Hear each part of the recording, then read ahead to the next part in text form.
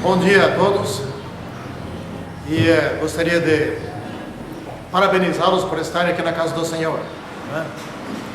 Esses últimos tempos eu estava me preocupando com algo que aconteceu com Jesus Cristo lá naqueles tempos antigos, mas que pode se repetir. Vocês já se deram conta do quão ingratos foram os daqueles tempos, que viviam naqueles tempos de Jesus Cristo? Já se deram conta? Mas a pergunta aqui que eu tenho é outra.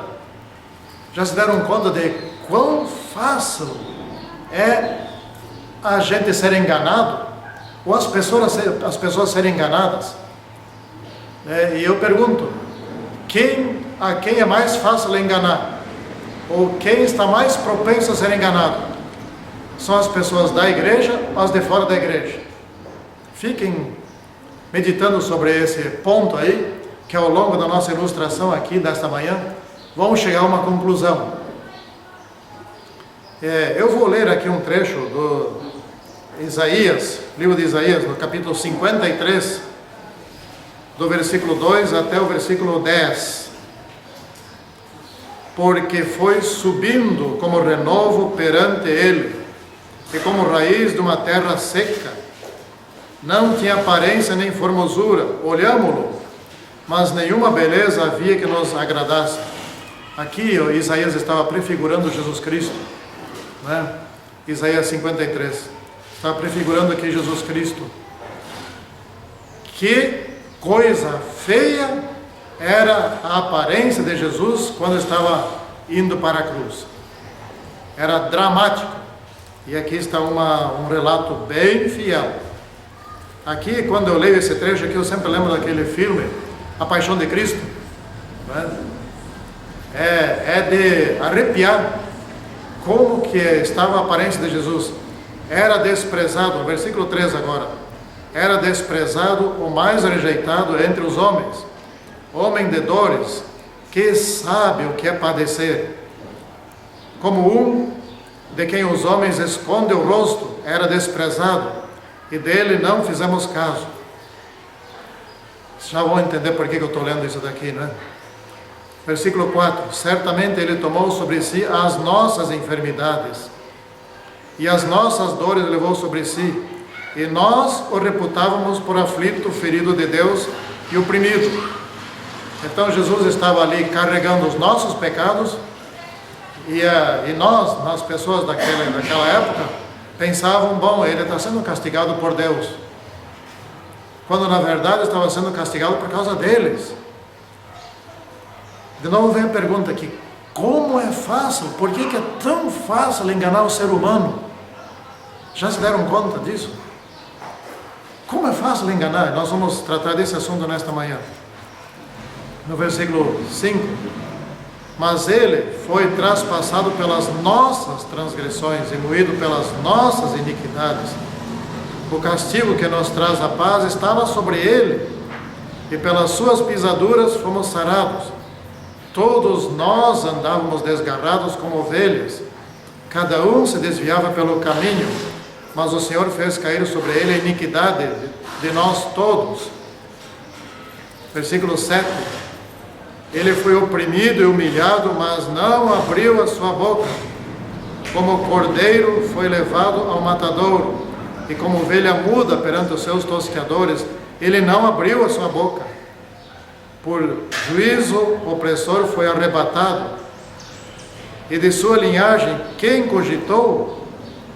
Porquanto foi cortado da terra dos viventes, por causa das transgressões do meu povo foi ele ferido. Versículo 9, designaram-lhe a sepultura com os perversos, mas com o rico esteve na sua morte, posto que nunca fez injustiça, nem dolo algum se achou em sua boca. Versículo 10 e último, todavia ao Senhor agradou moê-lo. Vejam que palavra, moê-lo. Isso significa uma palavra forte, né, de ser judiado, fazendo-o enfermar, quando der ele a sua alma como oferta pelo pecado, verá a sua posteridade e prolongará os seus dias, e a vontade do Senhor prosperará nas suas mãos. Irmãos, a nossa reflexão é aqui a seguinte: eu venho fazendo as minhas meditações, sempre eu tenho os meus horários nobres de pensar, não é? O horário nobre é aquele horário quando tu não tem nada o que fazer e a tua mente não está preocupada com coisa alguma e você pode pensar o que você quiser. Nesses momentos eu penso em Deus. E agora fazem umas 2 semanas que eu estou pensando diretamente todos os dias nesses horários. Por exemplo, antes de dormir, de madrugada quando acordo, não consigo dormir, etc. né? Então, é sobre esse assunto aqui. E fiquei impressionado com o seguinte: como é fácil enganar o ser humano. E aí a preocupação ficou comigo: será que eu também sou tão facilmente enganado? Né? A minha igreja pode-se enganar a igreja tão facilmente? O que aconteceu aqui? Que essa descrição aqui estava desse jeito, assim, de um Jesus tão maltratado, tão judiado. Irmãos, vamos agora refletir um pouquinho. Quem era Jesus? Quem era Jesus como criança, como profissional de marceneiro? Vocês têm alguma notícia, alguma informação de que algum dia ele passou alguém para trás? Ele tinha algum boletim de ocorrência na polícia? Ou alguma queixa de que ele não prestava, de que ele não pagava as contas, de que ele cobrava diferente do que tinha tratado, de que ele fazia as coisas mal feitas? Ou de que ele tenha dito alguma coisa ofensiva a alguém outro? Existe alguma informação sobre isso? Não, Jesus não fez nada disso. Se tivesse feito, não tinha seu sacrifício sido aceito, né? E depois que ele se tornou profeta, quando já estava com 30 anos, ficou 3 anos e meio, né? 3 anos e meio pregando. Escutem bem, o Império Romano estava presente naquela região ali, por meio de Pôncio Pilatos, e havia ali muitos soldados. Alguma vez o Império Romano mandou prender Jesus por causa de alguma coisa errada que ele fez? Quem sempre mandou prender Jesus não foi o Império Romano, foram os sacerdotes. Por que o Império Romano não se preocupou com Jesus Cristo? Porque vejam bem, vamos atentar bem para o seguinte: quantos seguiam Jesus Cristo? 6 a 7 pessoas, não é isso? Nada disso. Certa vez ele multiplicou os pães e um peixinho e tinha 5.000 para comer aqueles 5.000 homens de 18 anos para cima. Então devia ter mais ou menos outro tanto de mulheres, mais ou menos outro tanto de crianças. Dá para se estimar em torno de 15.000 pessoas. Gente, para aquela época, isso ainda hoje é uma multidão de pessoas que seguiam Jesus. E isso todos os dias. Ele ia para uma cidade, ia para outra cidade, ia de cidade em cidade, e as multidões estavam sempre perseguindo ele, querendo ouvi-lo. E o Império Romano não se importou com isso. Por que o Império Romano não se importou com isso? Certamente o que Jesus estava fazendo não ofendia o Império Romano. Ou vocês acham que o Império Romano não percebeu que tinha alguém ali falando para multidões de pessoas? Quem é que estava por trás, querendo sempre prender Jesus e apedrejar Jesus? Nunca foi o Império Romano, mas era a sua própria igreja, o seu próprio povo. Já perceberam como é que o povo de Deus pôde se enganar tanto? Quando Pôncio Pilatos estava para julgar Jesus Cristo, ele recebeu uma cartinha, isso está no livro de João, né? Da sua esposa, que na cartinha a sua esposa disse assim, foi uma mensagem urgente da sua esposa para Pôncio Pilatos: não te envolvas com esse justo, por causa dele muito sofri em sonho nessa noite. E Pilatos era um fraco, mas Pilatos, escutem bem só isso, que coisa impressionante, Pilatos tentou libertar Jesus Cristo. O representante do Império Romano chegou à conclusão: eu não achei nada de mal neste homem. Vem a pergunta, e essa pergunta fica cada vez mais forte: como é que o povo de Deus se enganou tanto com Jesus Cristo, a ponto de estarem gritando lá fora, gritando lá fora em altos brados: crucifiquem, crucifiquem. O mundo, os do mundo, não se importaram com Jesus Cristo, não viram nele ameaça alguma. Herodes, Jesus foi levado perante Herodes, e sabe o que Herodes estava se interessando em Jesus Cristo? Em matar Jesus Cristo? Não, ele só queria ver um milagre, ele queria ver um espetáculo, tipo espetáculo de circo. Mas não tinha medo de Jesus Cristo e não estava vendo Jesus Cristo como ameaça ao Império Romano. Mandou de volta para Pilatos: bom, eu não vou mandar crucificar um homem desses. Vamos olhar um pouco o outro lado da moeda, não é? Quando Jesus Cristo estava naqueles 3 anos e meio, o que ele fazia? Que coisas que ele fazia? Ele pregava, ele curava, ele, olha só, paralíticos, o que tem de mal? Qual é o grande problema em fazer com que o paralítico ande normalmente? Qual é o grande problema em fazer que um cego possa ver de novo? Me expliquem, onde que está a maldade dessas coisas? Mas qual é o supremo problema em curar um leproso? Não é? Ou então, qual é que é o mal? Qual é que é a grande maldade em ressuscitar um morto? Ou então em expulsar um demônio?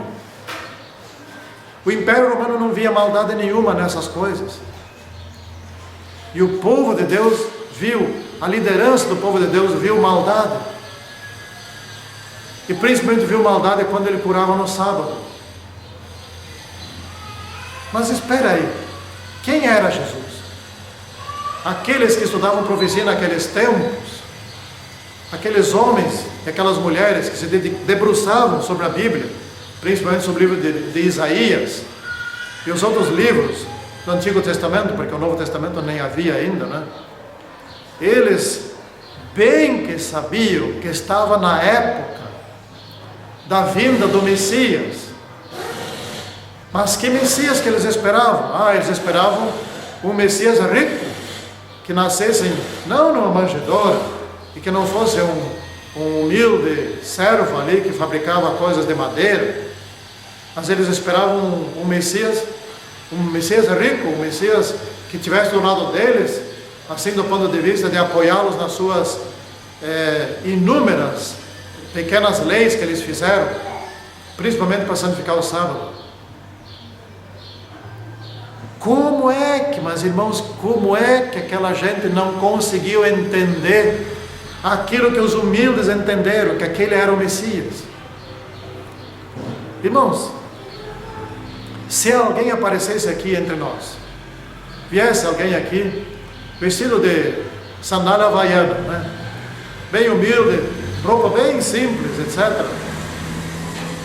E tivesse aqui um velório, aqui na frente, um irmão aí que faleceu, ou uma irmã que faleceu, muito querida da igreja, etc. E entrasse esse senhor aí, com 30 e poucos anos de idade, e chegasse aqui e dissesse assim: paz seja convosco, eu vou orar pela essa irmã e ela vai ressuscitar. E ele faz uma oração curta e essa irmã ressuscita. O que vocês pensariam? Iam botar ele a correr porta fora? Iam pensar: bom, esse é do demônio, isso é coisa do Beelzebu? Como é que eles se enganaram tanto? Mas vem uma outra pergunta: será que nós também não podemos nos enganar? Certamente, se viesse alguém com chinelo de dedo, vestido de forma humilde, limpinho, etc., e ressuscitasse alguém, nós iríamos dizer: é o Messias. Porque essas coisas já aconteceram, e eles já se enganaram, certo? Naquele tempo, a respeito desse ponto aí. Esse ponto já ninguém mais se engana, tá certo? E também isso já não acontece mais. O Messias já veio e já foi, não é? Mas se viesse por um acaso de novo, nós não enganaríamos nesse ponto. Mas a pergunta que não para de calar é a seguinte: será que não tem alguns pontos em que nós nos enganamos feio? E achamos que nós estamos certos? Vamos voltar aqui ao nosso assunto. Vocês viram como é que foi a descrição de Jesus Cristo aqui em Isaías 53, não é? Uma descrição que aqui, se formos ver em vídeo, é a descrição do Mel Gibson, do vídeo, do filme aquele, Paixão de Cristo. Aquela realidade, aquele artista foi tão real, que morreu 1 ou 2 pessoas de problema cardíaco, de tão dramático que era aquilo. E eu cheguei à conclusão de que no mínimo foi assim que Jesus estava, daí para pior. Como é que um homem desses foi tratado desta maneira? Me explique. Pelos seus amigos. Como é que gritaram tão alto e repetidamente: crucifiquem-o, quando tinham recebido o pão e o peixe das suas mãos? Irmãos, quando Jesus estava no Getsemane para ser preso, faltou ou não faltou ali uma demonstração de que ele era o Cristo? Escutem bem. Quando Judas foi ali e beijou Jesus Cristo, e quando iam prendê-lo, Jesus perguntou: a quem quereis prender? A Jesus Cristo. Ele disse assim: sou eu. Que foi que aconteceu? Caíram todos para trás. Por que caíram para trás? Porque ele era o Cristo. Então foram para prender Jesus Cristo, e Pedro sacou da espada. Bom, vai começar a guerra aqui agora. E Pedro estava confiante que Jesus Cristo não deixaria de ser preso, ele não se deixaria prender. E atacou justamente o secretário ali, o servo do sacerdote Malco, e cortou a orelha direita fora. E a orelha voou pelo chão. E Jesus disse: assim não. Pegou a orelha e colocou de volta. Quem faz uma coisa dessa senão o Messias? Precisava mais prova de que aquele era o Messias. Irmãos, eu estou aqui dizendo o seguinte: o problema com Jesus não era com o Império Romano. Porque vocês lembram, quando era meio-dia, Jesus estava crucificado, era meio-dia. Que foi que aconteceu com a luz do sol? Sumiu, escureceu. E o sol estava lá, mas a luz não estava. Era dia, claro, o sol estava lá. A natureza proclamou que aquele era o Messias e começou a bater medo nas pessoas, principalmente nos soldados romanos. E o que foi que aconteceu às 3 horas da tarde, quando ele expirou, quando ele morreu? O véu do santuário se rasgou de alto a baixo. E isso não foi suficiente para que os sacerdotes crescem que aquele era o Jesus Cristo. E deu um terremoto muito forte. E pessoas ressuscitaram dos túmulos. E isso não foi suficiente para que os sacerdotes chegassem à conclusão: matamos a Jesus Cristo. Eles estavam lá. E o sumo sacerdote, alguns sacerdotes estavam oficiando ali no lugar santo. E se abriu o véu. Mas o que os soldados romanos disseram? O que os romanos disseram? Verdadeiramente este era Filho de Deus. Irmãos, como é que houve um engano tão grande com o povo de Deus?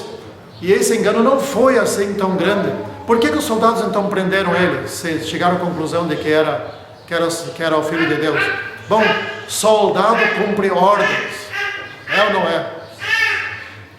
Soldado faz e aí você não faz, né? a pedido dos sacerdotes, o povo gritou contra Jesus Cristo. E a pedido dos sacerdotes, Pilatos lavou suas mãos e mandou crucificar Jesus Cristo contra a sua vontade.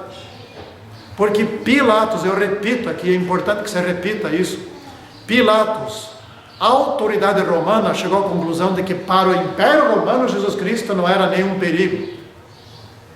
E Pilatos chegou à conclusão de que Jesus estava preso por inveja dos sacerdotes. Irmãos, esse diagnóstico para nós é muito importante. Quais são as duas condições que levam alguém a ser facilmente enganado? Uma condição é a arrogância, e a outra condição é a prepotência. A arrogância, a inveja faz parte da arrogância, o orgulho faz parte da arrogância. O arrogante é aquele que eu sou aqui o mais importante. Esse é o arrogante. Então, quando foca no eu, já vem o orgulho, vem a inveja de que se eu não estou sendo visto como o mais importante, eu já me perturbo. Pois quando Jesus Cristo estava lá, multidões passaram a segui-lo, os arrogantes dos sacerdotes se perturbaram e passaram a sentir inveja de Jesus Cristo. E por isso eles foram enganados. Lembra da pergunta que eu fiz lá no início? A quem é mais fácil enganar? As pessoas do mundo ou as pessoas da igreja? Quem se enganou naquela época mais fortemente? Foi Pilatos? Foram os soldados romanos? Ou foram os líderes do povo de Deus? Sabe por que essa pergunta? Ela me preocupa pelo seguinte: eu e vocês, nós aqui fazemos parte do povo de Deus, gente. Eu não estou preocupado com o exército brasileiro, se vai se enganar com relação à mensagem ou não vai se enganar. Eu estou preocupado comigo e com vocês, porque uma vez já aconteceu de que do seu povo, vendo alguém que faz milagres, alguém que nunca praticou uma maldade, nem no tempo em que era marceneiro, aliás, na verdade era carpinteiro, uma profissão mais humilde que a de marceneiro, e que pregou só o bem, que só curou. E quanto é que ele cobrava? Qual era o preço da consulta dele? Nunca cobrou um centavo. Tanto que ele falou: ide, vocês aí, quando ele mandou os seus discípulos pregar por aí, ide, curai, ressuscitai, libertai dos demônios, etc e tal, e não cobrem nada. De graça vocês receberam, de graça vocês dão. Gente, mas me explica o que tinha de errado com Jesus, que se enganaram tanto com ele.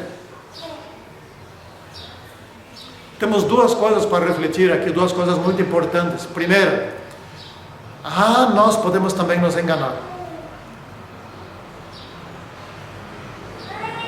Vou usar um exemplo bem pequeno, de como é fácil, mas de como é simples, fácil enganar o povo de Deus. Certa vez eu estava numa igreja grande, não vou dizer nem em que cidade, nem em que estado. E estava lá sábado de manhã, e ali estava tendo um culto, ia ser o culto ali, me convidaram para participar aqui na plataforma, né? Bom, eu não gosto muito de ficar sentado na plataforma, a não ser para pregar, daí tem que ir lá na frente, né?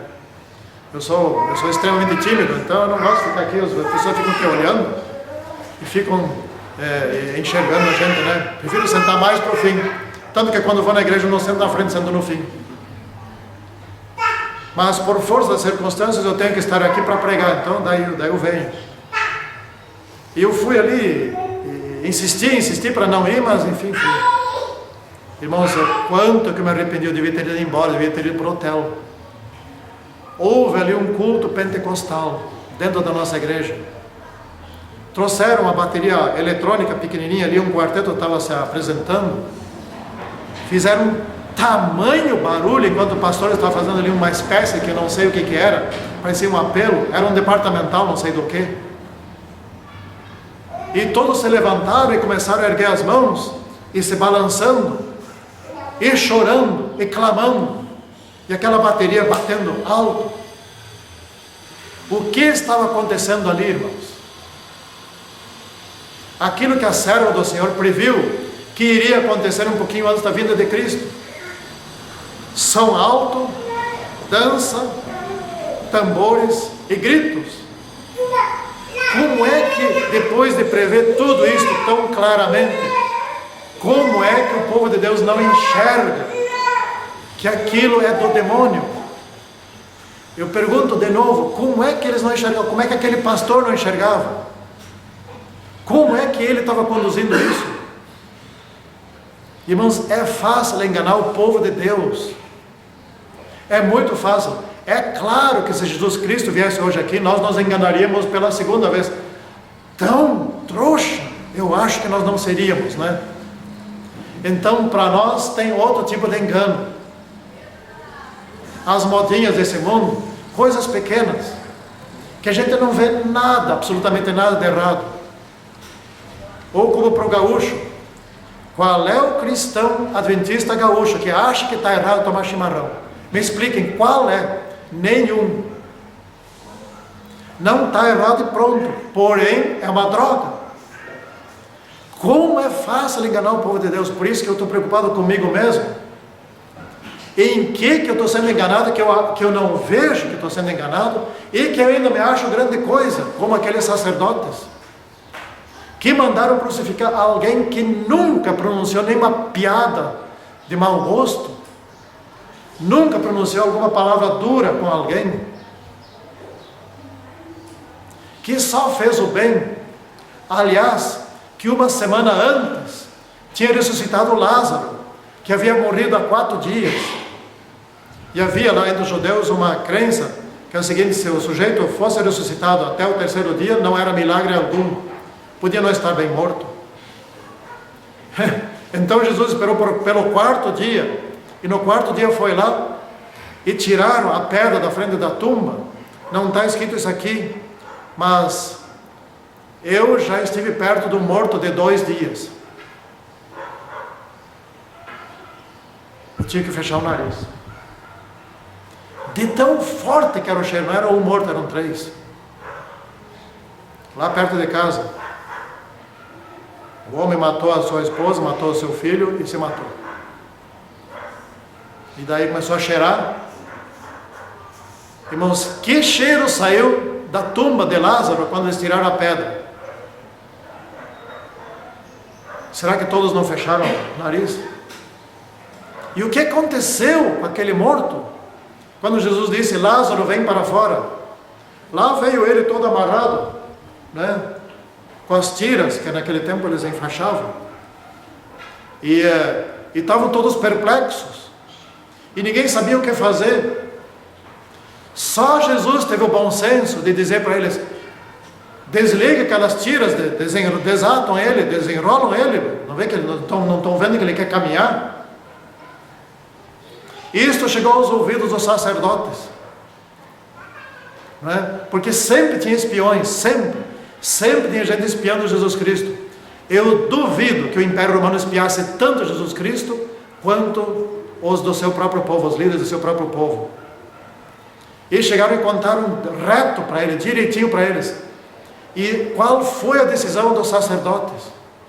Aí de uma vez que decidiram: temos que matá-lo.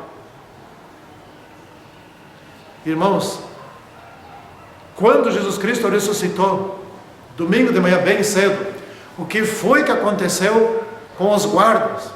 Quando aquele anjo chegou ali, os guardas nem se mexeram, caíram como mortos no chão. E Jesus Cristo ressuscitou e eles viram isso. E depois que Jesus Cristo saiu dali, que aquela luz muito forte terminou, o que foi que os guardas fizeram? Se levantaram, obviamente, né? E foram contar para os sacerdotes: olha, o homem ressuscitou.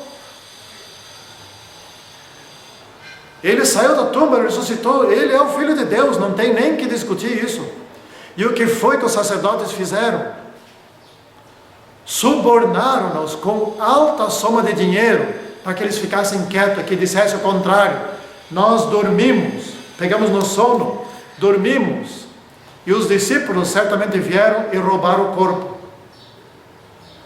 Nem assim, irmãos, nem assim os sacerdotes se deram conta, conseguiram admitir o que tinham feito. Como que pode alguém ser enganado tão fortemente? Vocês exigiriam uma prova mais forte do que essa? De ter visto Jesus Cristo, de ter os soldados relatar e ter visto Jesus Cristo sair vivo da tumba, ter visto um anjo e tudo mais? Como é que alguém pode ser como Tomé, se eu não pegar nas suas mãos, nas suas feridas, se eu não ver ele próprio, eu não acredito? Irmãos, sabe que conclusão nós chegamos disso? Nós temos que ter cuidado, porque Satanás ataca a igreja de Cristo, a igreja verdadeira de Cristo, e de alguma maneira ou outra, ele procura fazer com que os membros se enganem em coisas que não pareçam tão importantes. Algumas delas relatei antes, não é? Por exemplo, de repente, uma pequena sonegaçãozinha, de repente, uma piadinha suja, de repente, assistir um jogo de futebol, o que tem, né? Mas também não é nada, né? São tudo coisas que nós dissemos, não é problema. Eles também disseram ali, naquele tempo. O sumo sacerdote disse, importa que morra um, mas que não morra o povo todo, morra um pelo povo. Irmãos, como é fácil enganar o povo. Eu relatei aqui o caso daquela igreja, no outro estado. Como foi fácil, eu estava olhando ali, eu estava perplexo. Eu não sabia, bom, eu estava com vontade de sair dali, estava me sentindo mal. E eu olhei para o meio do povo, aproveitei para dar uma olhada assim. Eu vi, eu acho que umas 2 ou 3 pessoas que estavam ali também perplexas, como eu. Não sei. Quem que estava errado aí? Eram todos aqueles que estavam de mãos erguidas, chorando e pranteando e gritando? E dançando? Coreografias? Ou eram aqueles 2, 3 que estavam ali quietos, perplexos? É fácil chegar à conclusão de dizer que 2, 3 estavam errados, porque sempre a maioria tem razão, né? Irmãos, a minha preocupação é a seguinte: Satanás está de olho na igreja adventista do sétimo dia, porque está pregando forte, e ele quer enganar dessa vez um por um, em coisinhas pequenas, daquelas coisinhas que se diz assim, isto não é problema. Naquela vez foi uma história, essa vez a história é diferente. Vou ler aqui um versículo, para nós irmos concluindo. Está em Isaías, capítulo 56, versículo 6. Buscai o Senhor enquanto se pode achar, invocai-o enquanto está perto. Mas ainda é tempo. Ainda dá para buscar o Senhor. Ainda a porta da graça está aberta. Ainda nós podemos nos arrepender dos nossos pecados e pedir para Deus que nos mostre em que coisinhas nós estamos caindo, que a gente acha que não tem problema algum. Vou ler o último versículo aqui, está em Isaías capítulo 1, versículo 18. Vinde, pois, e arrazoemos, diz o Senhor, ainda que os vossos pecados são como escarlata, eles se tornarão brancos como a neve, ainda que são vermelhos como o carmesim, se tornarão como a pura lã. Irmãos, nós temos nossos pecados, não vamos dizer que não temos, eu não posso dizer que eu não tenho. Também não estou aqui para querer ser melhor que quem quer que seja, mas esta é uma preocupação legítima. Se naquele tempo ele conseguiu enganar aqueles que estudavam as profecias, que ensinavam o povo, conseguiu enganar tão fortemente, de prender o próprio Senhor Jesus Cristo, o seu Criador, aquele que lhes deu a lei, aquele que lá no Sinai estava demonstrando todo aquele poder, aquele que guiou seus antepassados por meio do mar vermelho, por meio do deserto, por 40 anos, e nunca lhes faltou alimento nem água, e nunca lhes faltou vestuário.